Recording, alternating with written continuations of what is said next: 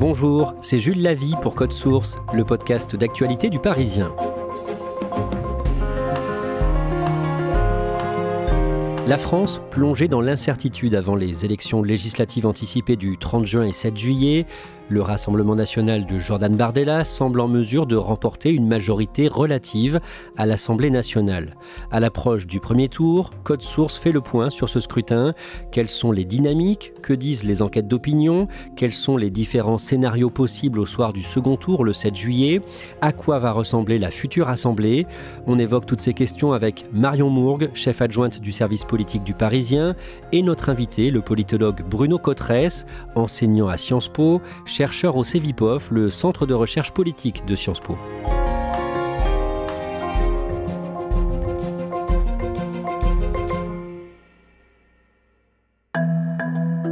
Avant d'en venir au scénario possible de ces législatives, comme toujours dans Code Source, on commence par quelques rappels. Marion Mourgue, ça fait des décennies que le Front National devenu RN progresse dans l'opinion.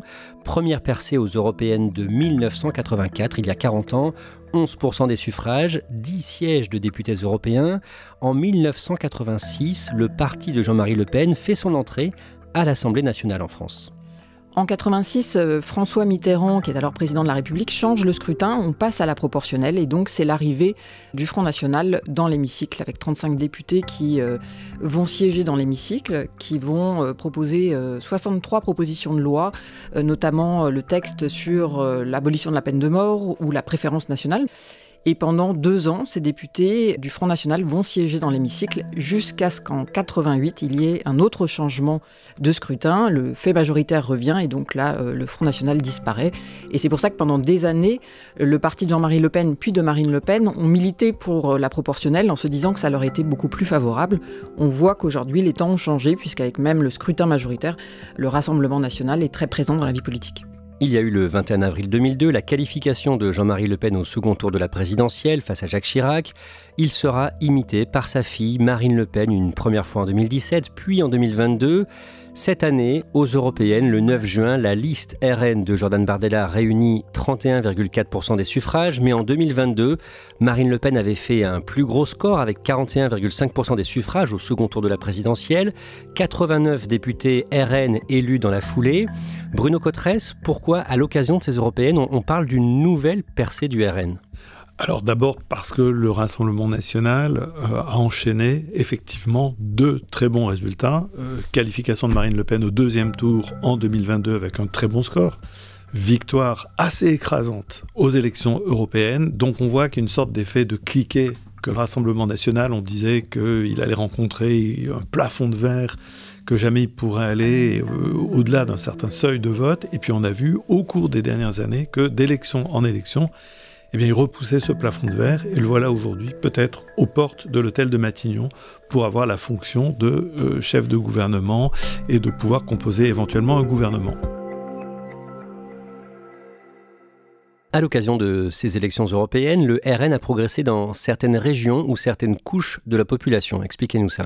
Le nord-est de la France, le sud-est de la France, un certain nombre de catégories sociales, les catégories, on va dire, populaires, les ouvriers, les employés, ça a toujours été des bastions sociologiques et territoriaux du Rassemblement national. Mais on voit depuis un certain nombre d'années, et notamment les dernières élections présidentielles, que le vote s'est diffusé à la fois au plan territorial, quand on regarde la carte du premier tour de 2022, quand on regarde la carte du 9 juin 2024, on voit qu'il y a effectivement un étalement des votes pour le Rassemblement national maintenant dans de très nombreux départements. Et puis surtout, progression dans des nouvelles catégories, les classes moyennes. Ça peut être des classes moyennes qui se portent relativement bien, même certaines franges des catégories supérieures. Si on progresse beaucoup en voix, habituellement, c'est qu'on arrive à gagner des parts de marché, entre guillemets, dans certains territoires ou dans certaines catégories sociales. Bruno Cotresse, expliquez-nous comment se déroulent les élections législatives. C'est un scrutin à 2 tours, en l'occurrence les dimanches 30 juin et 7 juillet. C'est un scrutin majoritaire, ça veut dire quoi ? Majoritaire, ça veut dire qu'au fond, pour avoir le siège de député, il faut avoir la majorité des votes. On peut être élu au premier tour si un candidat remporte plus de 50% des voix, à condition qu'il fasse au moins 25% des électeurs inscrits. Si ce n'est pas le cas, on organise un 2e tour. au deuxième tour sont qualifiés automatiquement. Les 2 premiers du premier tour, avec à nouveau une condition, il faut qu'ils aient fait au moins 25% des électeurs inscrits et peuvent éventuellement se qualifier pour le second tour un 3e, voire un 4e candidat s'ils ont obtenu au moins 12,5% des inscrits. Et 12,5% des inscrits, ça n'est pas 12,5% des voix. Expliquez-nous ça, ça veut dire quoi quand on parle en pourcentage des inscrits ? En France, il y a une liste électorale nationale qui comporte tous les électeurs, toutes les électrices. Elle est composée de 49 millions, en gros, d'électeurs de plus de 18 ans qui ne sont pas privés de leurs droits civiques, et notamment du droit de vote.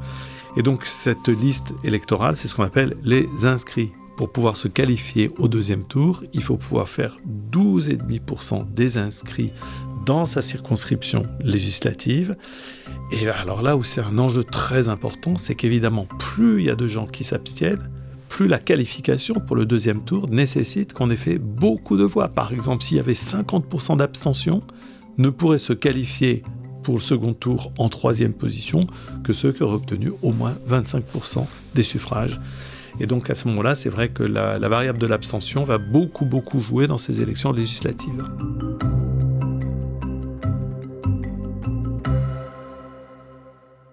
Marion Mourgue, au moment où on enregistre ce podcast, il y a déjà eu 1 million de procurations déposées. Est-ce que ça veut dire qu'on s'attend à une bonne participation à ces législatives anticipées ? C'est ce qu'on peut attendre. En tout cas, ce million de procurations, c'est déjà un fait majeur. C'est une campagne très courte qui tombe pendant les vacances scolaires et les vacances d'été. Donc c'est aussi ça qui explique les procurations, c'est-à-dire qu'il y a beaucoup de gens qui se disent qu'ils ne seront pas chez eux pour voter. Et c'est aussi la situation politique qui pousse les gens à s'inscrire puisqu'ils veulent participer à cette élection. Bruno Cotresse, pour ce scrutin, on annonce une participation de plus de 62%, 15 points de plus qu'en 2022. Ça peut jouer en faveur de quel parti, le fait qu'il y ait plus de participation qu'aux précédentes législatives ? S'il y a un rebond de participation, il va être distribué dans les différents électorats, parce que l'électorat du Rassemblement national, par exemple, est très mobilisé. On constate dans l'électorat du Rassemblement national à la fois un très grand intérêt pour la campagne, une certitude de son choix très importante, mais aussi à gauche. La gauche qui n'exerce plus, au fond, le pouvoir depuis 2017, eh bien, la gauche aussi, elle est pas mal mobilisée. La majorité, elle essaye tout simplement de sauver le 2e mandat d'Emmanuel Macron. Donc moi, je m'attends à ce que ce rebond de participation, il se répartisse à peu près également dans les différentes grandes familles politiques. Marion Mourgue, depuis le 10 juin, il y a eu plusieurs sondages. En résumé, et sans rentrer dans les détails, que disent ces sondages ? Il y a une tendance à un vote Rassemblement national supérieur à ce que l'on a connu aux européennes, a priori de quelques points. Donc, encore une fois, ce ne sont que des sondages et il faudra attendre le 30 juin et le 7 juillet. Mais à ce stade, le Rassemblement national est donné gagnant des prochaines élections législatives. Marion Mourgue, c'est très compliqué, j'imagine, d'avoir des projections en termes de nombre de sièges ? Oui, encore plus qu'aux précédentes élections, puisque c'est une campagne qui est très courte. Finalement, les candidats n'auront que 15 jours pour faire campagne. C'est une élection qui n'était pas prévue, donc il y a un effet surprise. Et puis, il y a un sentiment pour beaucoup de Français de vertige, c'est-à-dire qu'on ne sait pas exactement ce qui va se passer après le 7 juillet. Et donc, cet effet de sidération lié à la dissolution donne aussi une grande difficulté à y voir clair dans la vie politique pour les prochains jours. Bruno Cotresse, on enregistre ce podcast le lundi 24 juin, le dimanche 23.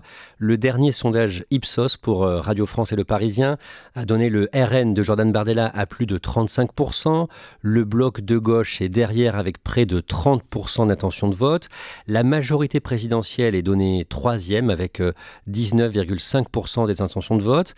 Concrètement, on s'attend à de nombreux duels entre le RN et l'Alliance de gauche, le Front populaire ?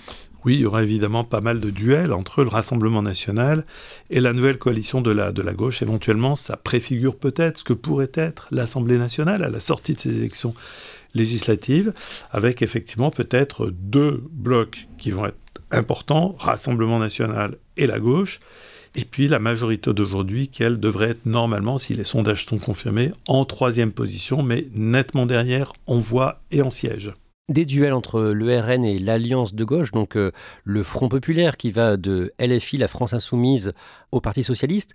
Ça, est-ce qu'on sait déjà ce que ça peut donner, ces duels ? Tout dépendra d'abord du résultat du premier tour. On sait qu'en règle générale, celui qui est en tête du premier tour, voire nettement en tête du premier tour, il a clairement un avantage. Deuxièmement, ça va dépendre aussi de ce qu'on appelle les désistements. C'est lorsqu'un candidat qui pourrait se maintenir au deuxième tour dit « ben non, finalement, je n'y vais pas parce que je ne veux pas jouer le jeu de la division et c'est trop important pour moi de faire battre, par exemple, le candidat du Rassemblement national ». Et donc, il faut être très prudent sur ce qu'on peut anticiper de qui va gagner ces duels entre le Rassemblement national et la gauche, même si toutes les données d'opinion nous montrent que le Rassemblement national est clairement en dynamique. 3 instituts de sondage ont publié ces derniers jours des projections en termes de sièges de députés. Ils donnent de 200 à 250 sièges de députés pour le RN. Le Front populaire, lui, serait aux alentours de 200 sièges. Les macronistes, de leur côté, décrocheraient entre 80 et 120 sièges de députés. Les Républicains sont donnés par ces enquêtes d'opinion aux alentours de 40 à 70 députés. Mais vous, Bruno Cottresse, vous restez très prudent face à ces projections en sièges. Oui, au plan méthodologique, il faut être prudent. Autant les enquêtes d'opinion sur les pourcentages en voix sont assez stables, on le voit très bien. Et un peu comme aux européennes, où on avait vu que depuis des semaines, la victoire du Rassemblement national était très clairement annoncée par les sondages. Là, on peut, sans prendre trop de risques, dire que la victoire en voix du Rassemblement national, au vu de toutes les enquêtes d'opinion, semble un scénario très très très probable. Par contre, en siège, c'est autre chose, parce que voilà, il y a la règle des 12% et demi des inscrits pour se qualifier au deuxième tour. Il peut y avoir des candidats qui vont se désister. Voilà, donc il faut être très très très prudent, mais toutes les projections qui sont faites nous indiquent qu'au minimum, on devrait avoir un Rassemblement national très haut, avec plus de 200 députés, peut-être même s'approchant de la majorité absolue.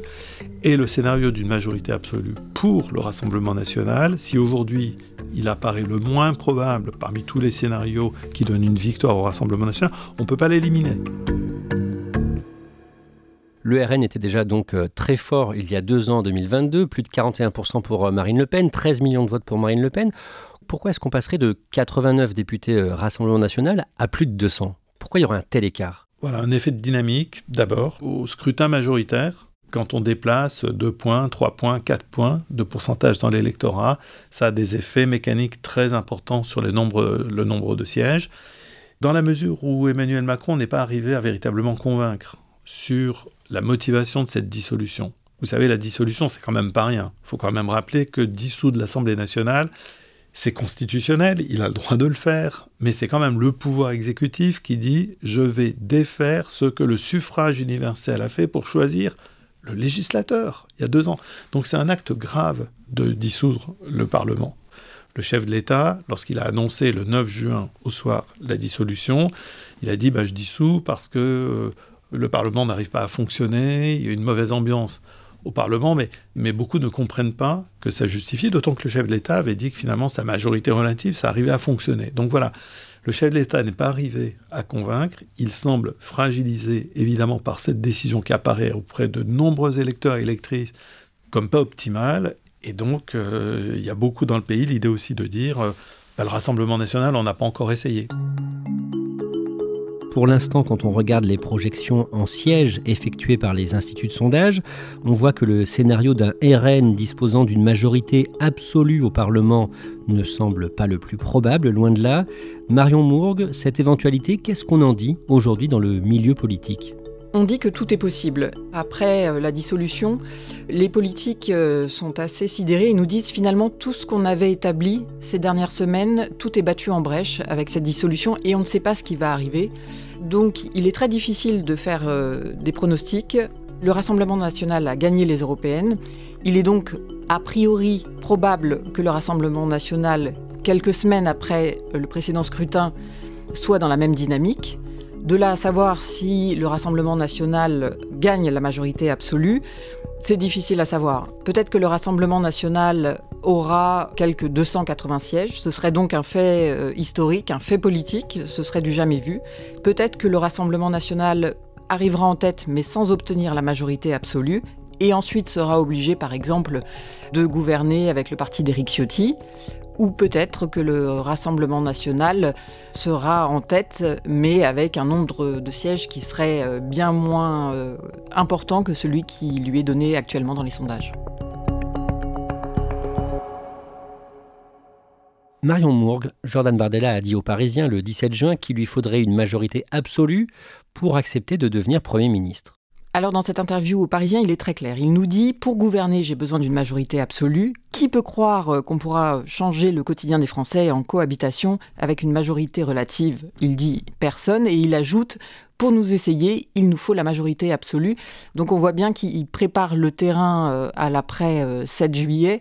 À la fois, c'est la volonté de mobiliser son camp pour être sûr qu'il n'y ait pas une démobilisation de l'électorat du Rassemblement national, ce qu'on a pu connaître dans d'autres élections. Et puis, c'est aussi la volonté de dire à Emmanuel Macron, s'il y a piège politique, on n'ira pas dedans. C'est-à-dire que le Rassemblement national fait la campagne aux européennes et aux législatives sur le changement de vie des Français. Et donc déclare que pour ce changement de vie, il faut une majorité absolue, il faut pouvoir avoir l'Assemblée nationale qui soit alignée sur le gouvernement. On peut s'attendre raisonnablement à ce que si le Rassemblement national s'approche des 289, s'il a 260, 270, je ne serais pas étonné que moi, le président du mouvement, Jordan Bardella, reconsidère un peu sa position en disant « bon, on est quand même tellement fort et tellement haut, on va arriver à convaincre quelques députés d'autres groupes politiques de nous rejoindre ». Évidemment, ça ne sera pas du tout la même situation si le Rassemblement national gagne avec une majorité relative, mais très loin des 289, par exemple 220, 230. Marion Mourgue, est-ce que le parti du président, Renaissance, peut se renforcer ou bien est-ce que la défaite est inévitable pour la majorité présidentielle ? Aujourd'hui, la défaite paraît plus que probable pour la majorité présidentielle.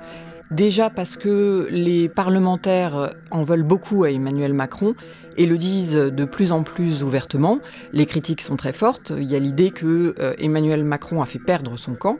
Et puis on voit aussi les ténors de la majorité présidentielle prendre leur distance. Je pense à Édouard Philippe qui a été très clair. Il était en déplacement à Paris pour soutenir un candidat aux législatives et il a accusé Emmanuel Macron d'avoir tué la majorité présidentielle. Les mots sont forts. Gabriel Attal clairement a pris ses distances. Il veut faire campagne sans le président à ses côtés. Gérald Darmanin dit aussi qu'il ne veut plus être ministre. François Bayrou appelle à la démacronisation de la campagne. Donc tout ça rend compliqué l'après. En tout cas, on n'est pas dans la dynamique de 2017 et de la première élection présidentielle. Si on se résume, aujourd'hui, le scénario le plus probable au soir du 7 juillet, c'est que personne ne dispose d'une majorité absolue, c'est ça ? C'est un des scénarios possibles, c'est pas le seul. Il ne faut pas exclure le scénario d'une majorité absolue. En revanche, s'il n'y a pas de majorité absolue, mais que le camp présidentiel est nettement perdant, c'est-à-dire il est troisième, avec un gros écart en voix, un gros écart en sièges par rapport aux deux autres, ça va considérablement réduire les marges de manœuvre du chef de l'État pour faire face à cette situation. S'il n'y a pas de réelle force qui se dégage à l'Assemblée, que les forces sont plutôt équilibrées, on parle dans ces cas-là de la possibilité de nommer un gouvernement technique, un gouvernement pour gérer les affaires courantes. Marion Mourgue, ça veut dire quoi ? C'est un gouvernement qui permet en fait la continuité des services publics, qui permet aux Français de pouvoir vivre quotidiennement sans qu'il n'y ait de crise. Mais ça veut dire qu'il n'y a pas de décision politique, il n'y a pas de grande réforme qui est engagée, il n'y a pas de changement de la Constitution qui soit proposé. C'est vraiment une sorte de gouvernement, je dirais, passe-plat. Ça n'a rien de péjoratif, mais c'est juste assurer le quotidien. Ça, c'est une hypothèse qui est envisagée actuellement par l'exécutif ?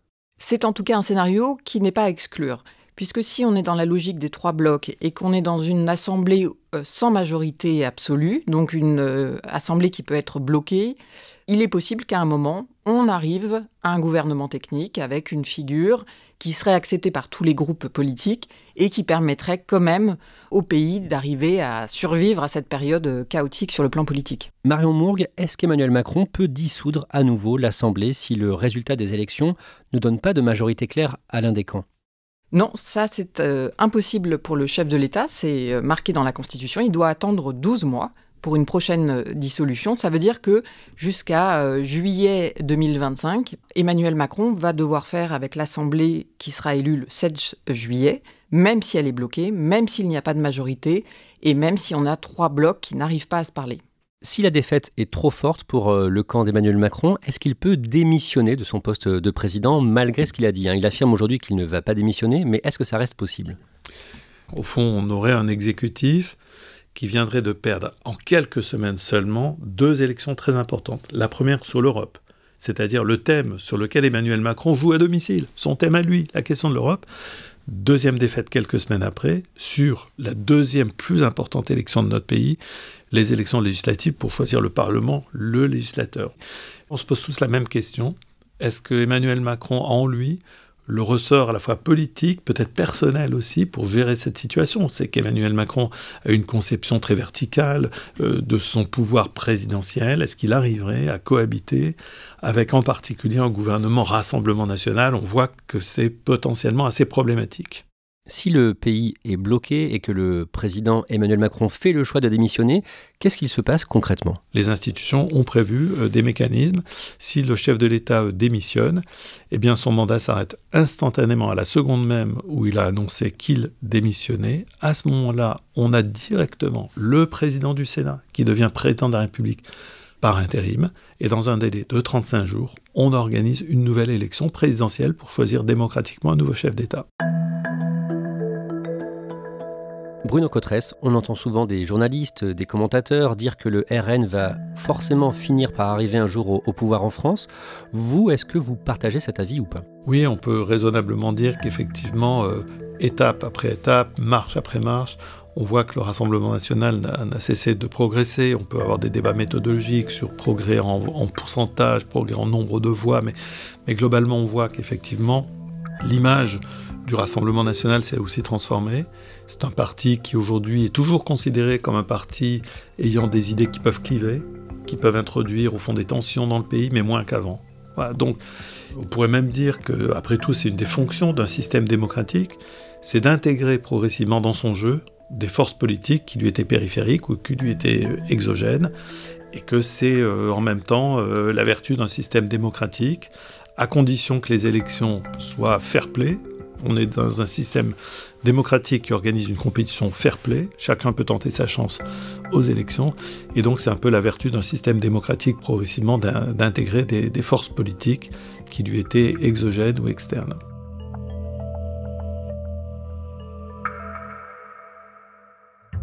Merci Bruno Cotresse, politologue, enseignant à Sciences Po et chercheur au CEVIPOF, le centre de recherche politique de Sciences Po. Merci à vous, Marion Mourgue, chef adjointe du service politique du Parisien. Pour suivre en temps réel l'actualité de ces législatives anticipées, rendez-vous sur leparisien.fr. Cet épisode de Code Source a été produit par Camille Ruiz et Clara Garnier-Amouroux, réalisé par Pierre Chaffanjon.